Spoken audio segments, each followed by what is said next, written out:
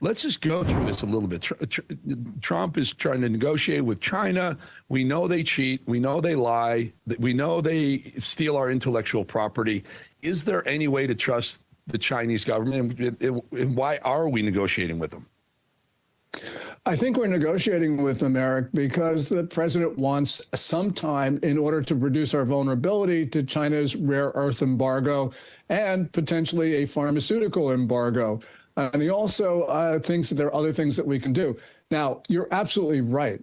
The Chinese always cheat. They always lie. And President Trump should know this because it was his January 2020 phase one trade deal that he negotiated. And the Chinese almost immediately violated it, and they openly violated it.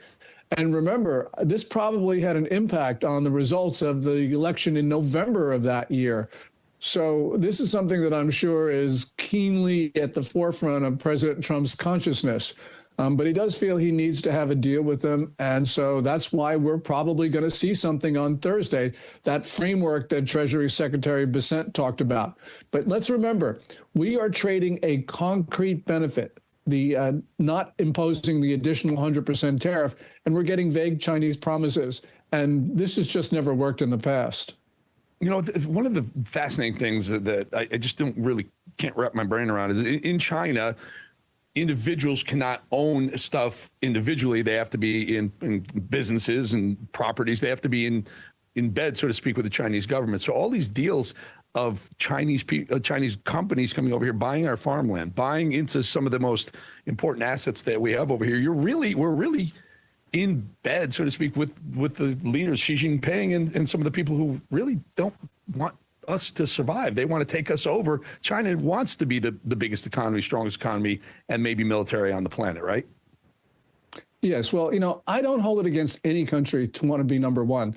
But the reason why China is the concern is because it's using malicious tactics.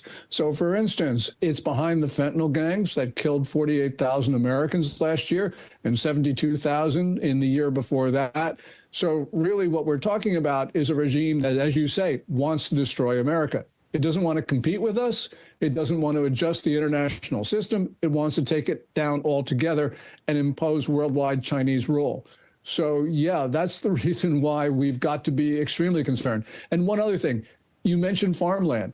No American can own a square inch of land in China. So why are we allowing the Chinese to own thousands of square miles in our country? The Communist Party has a top-down system, which means that no Chinese person, no Chinese entity can resist the demand from the Communist Party. And we know that the party's demands are indeed really dangerous to us.